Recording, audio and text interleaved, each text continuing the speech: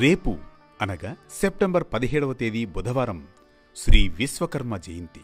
విశ్వకర్మ జయంతి అనేది దేవతల వాస్తుశిల్పి అయిన విశ్వకర్మ పుట్టినరోజున నిర్వహించే దివ్యమైన ఉత్సవం.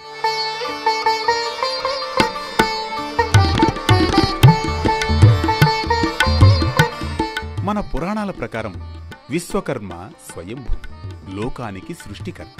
సృష్టి తొలినాళ్ల నుంచి సుప్రసిద్ధ శిల్పకారులు 5 ఉన్నారు. వీరు విశ్వకర్మకు జన్మించారు.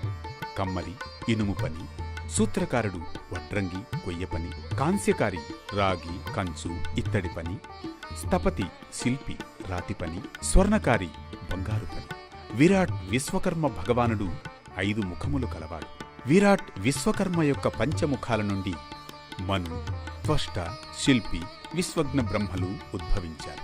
ఈ పంచబ్రహ్మల నుండి వారి సంతతి అయిన 5 సనగ, సనాతన, అహభౌసన, ప్రజ్ఞస, సుపర్ణస విశ్వబ్రాహ్మణులు ఉద్భవించారు. వీరి ద్వారా వృత్తులు నిర్దేశింపబడ్డాయి. లోకంలోని రకరకాల వృత్తులకు ఆద్యుడైన విశ్వకర్మ జయంతిని ప్రతి ఏడాది ముఖ్యంగా కర్మాగారాలు, పారిశ్రామిక ప్రాంతాలలో తప్పకుండా జరుపుకోవడం ఆనవాయితీ. వారికి సంబంధించిన పనిముట్లను విశ్వకర్మ ముందుంచి భక్తితో పూజిస్తారు. విరాట్ విశ్వకర్మ జయంతినే భారతీయుల శ్రామిక దినోత్సవంగా పేర్కొంటారు. జనవరి 15వ తేదీన వచ్చే మకర సంక్రాంతి మాదిరిగానే ప్రతి ఏడాది కన్యా సంక్రాంతి రోజున విశ్వకర్మ పూజను జరుపుతారు. అందువల్ల ఈ పండుగ సెప్టెంబర్ నెల 16, 17వ తేదీల్లో వస్తుంది. ఇందులో భాగంగా రేపు అనగా సెప్టెంబర్ 17వ తేదీన శ్రీ విశ్వకర్మ జయంతి జరుపుకోనున్నాం. శ్రీకృష్ణుడు పరిపాలించిన పవిత్రమైన ద్వారక నగరాన్ని, ఇంద్రప్రస్థ రాజభవనాన్ని నిర్మించడంతో పాటు దేవతలకు అనేక అద్భుతమైన ఆయుధాలను కూడా తయారు చేశాడు విశ్వకర్మ. ఋగ్వేదంలోనూ, కృష్ణ యజుర్వేదంలోనూ, శుక్ల యజుర్వేదంలోనూ విశ్వకర్మ సృష్టికర్తగా చెప్పబడింది.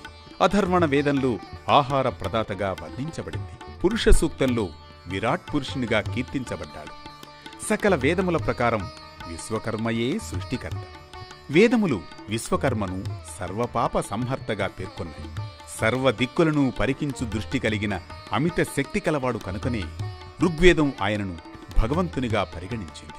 మహాభారతం విశ్వకర్మను 1000 కళలకు అధినేతగా అభివర్ణించింది. విశ్వకర్మ హిందూ పురాణాల ప్రకారం ఎన్నో పట్టణాలను 4 యుగాలలో నిర్మించాడు.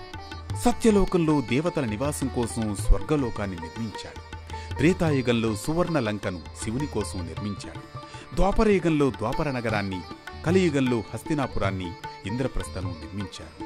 విశ్వకర్మ జయంతి నాడు వ్యాపారాన్ని ప్రారంభించడం శుభప్రదంగా పరిగణించబడుతుంది. ఇది శ్రీ విశ్వకర్మ జయంతిలోని పరమార్థం. రోజువారీ పరమార్థంలో భాగంగా ఈరోజు వైశిష్ట్యం ఓ ధర్మకాంతికి, దివ్య స్ఫూర్తికి శ్రీకారం పలికిందిగా, రేపటి దివ్యమైన ప్రారంభానికి శ్రీకారం చుట్టేందుకు మరిప్పుడు తీసుకుందాం చిన్న విరామం.